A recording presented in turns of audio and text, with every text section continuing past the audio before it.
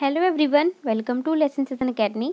Friends, आज की इस वीडियो में हम लोग कक्षा 6 की हिंदी की पाठ्य पुस्तक वसंत का पाठ 4 करेंगे, जो कि एक कविता है और इसका शीर्षक है चांद से थोड़ी सी गप्पे।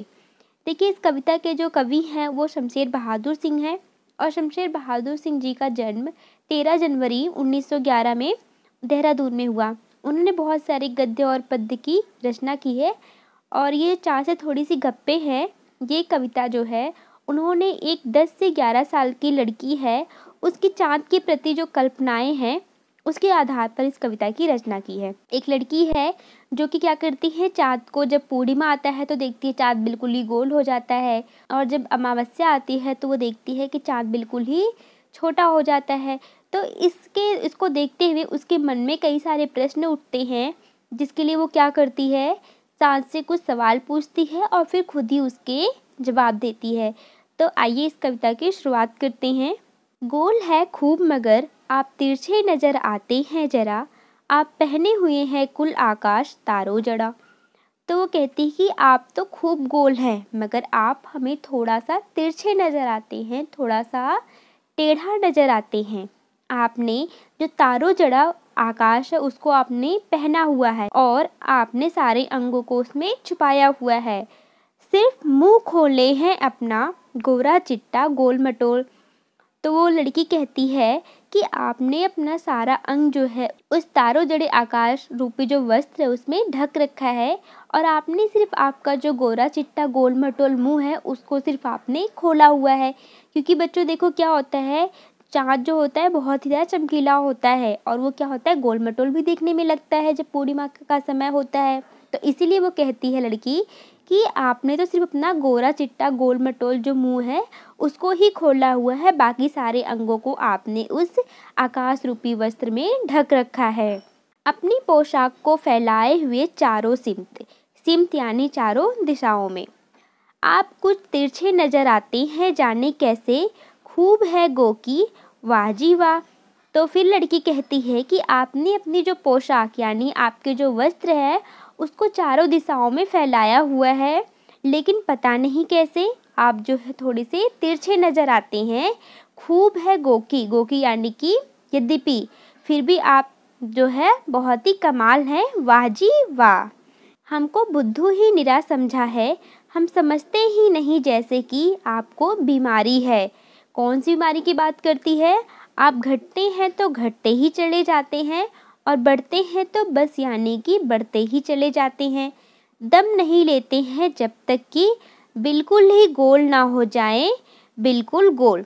तो वो लड़की कहती है कि आपने बिल्कुल हमें बुद्धू समझ रखा है, निरा मतलब एकदम ही, आपने हमें बिल्कुल ही बुद्धू समझ रखा है, जैसे कि हम नहीं जानते कि आपको बीमारी है। कौन सी बीमारी, कि आप जब एक बार घटना शुरू करते हैं तो क्या करते हैं, आप बिल्कुल ही घटते चले जाते हैं और घट घट कर बिल्कुल छोटे हो जाते हैं, और आप जब बढ़ने लगते हैं तो इतना बढ़ते हैं कि आप बिल्कुल जब तक गोल नहीं हो जाते तब तक आप दम नहीं लेते, यानी तब तक नहीं रुकते। तो यहाँ पर जो कवि हैं वो लड़की के माध्यम से पूर्णिमा और अमावस्या के जो समय होता है उसका वर्णन करते हैं कि अमावस्या के समय पर जो चाँद होता है बिल्कुल घटते घटते क्या होता है, बिल्कुल ही गायब हो जाता है, और पूर्णिमा के समय पर क्या होता है, चाँद बिल्कुल बढ़ते बढ़ते क्या होता है, पूरा गोल हो जाता है। तो जो कवि हैं वो इस लड़की के माध्यम से पूर्णिमा और अमावस्या की बात को बताते हैं। यह मरज आपका अच्छा ही नहीं होने में आता है, मरज यानी कि बीमारी, और आपकी ये जो बीमारी है बिल्कुल घटने और बढ़ने वाली, ये तो ऐसा लगता है कि ठीक ही नहीं होगी, क्योंकि आप हमेशा ही क्या होता है, आप घटने लगते हैं तो बिल्कुल घट जाते हैं और बढ़ने लगते हैं तो क्या होता है, बिल्कुल ही बढ़ते चले जाते हैं। तो ये कविता थी जिसको शमशेर बहादुर सिंह जी ने लिखा था, और इसमें उन्होंने एक लड़की की चाँद के प्रति कल्पनाओं का जो वर्णन है उसको एक कविता के माध्यम से किया है। तो आइए इसके प्रश्न उत्तर को हल करते हैं। पहला प्रश्न है, आप पहने हुए हैं कुल आकाश के माध्यम से लड़की कहना चाहती है कि, फिर देखिए यहाँ पे का दिया हुआ है, चाँद तारों से जड़ी हुई चादर ओढ़कर बैठा है, या फिर खा दिया हुआ है, चाँद की पोशाक चारों दिशाओं में फैली हुई है, तुम किसे सही मानते हो। तो देखिए जो प्रश्न है वो क्या है, आप पहने हुए हैं कुल आकाश। तो इसके माध्यम से लड़की ये कहना चाहती है कि चाँद जो है वो तारों से जड़ी हुई चादर को क्या है, ओढ़कर बैठा है। तो इसका जो का वाला भाग है वो सही हो जाएगा।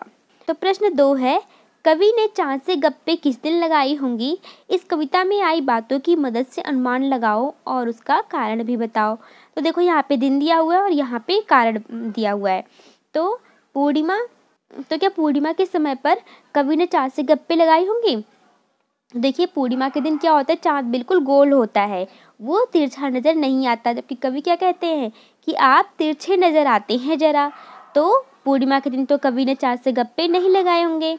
दूसरा है अष्टमी से पूर्णिमा के बीच। तो देखिए अष्टमी से पूर्णिमा के बीच क्या होता है, जो चाँद होता है वो पूरा गोल नहीं होता, वो थोड़ा सा तिरछा नज़र आता है।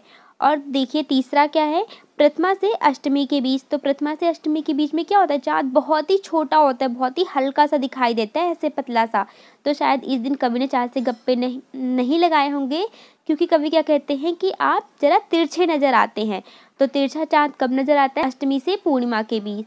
तो शायद यही जो भाग है इसका ये सही होगा। तीसरा प्रश्न है, नई कविता में तुक या छंद के बदले बिंब का प्रयोग अधिक होता है। बिंब वह तस्वीर होती है जो शब्दों को पढ़ते समय हमारे मन में उभरती है। कई बार कुछ कवि शब्दों की ध्वनि की मदद से ऐसी तस्वीर बनाते हैं और कुछ कवि अक्षरों को या शब्दों को इस तरह छापने पर बल देते हैं कि उनमें कई चित्र हमारे मन में बने। इस कविता के अंतिम हिस्से में चाँद को एकदम गोल बताने के लिए कवि ने बिल्कुल ऐसे अलग अलग बिल्कुल शब्द के अक्षरों को अलग अलग करके लिखा है। तुम इस कविता के और किन शब्दों को चित्र की आकृति देना चाहोगे? ऐसे शब्दों को अपने ढंग से लिख कर दिखाओ। तो ऐसे बिल्कुल जैसे शब्द हमें लिखने हैं जो अलग अलग लिखने हैं।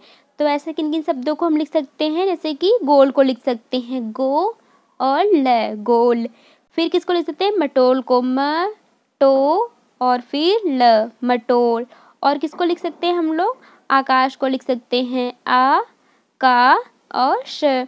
तो ये कुछ शब्द है जिनको हम चित्र की आकृति दे सकते हैं। तो यहाँ पर हमारे जो पाठ के प्रश्न उत्तर है वो भी समाप्त हो गए।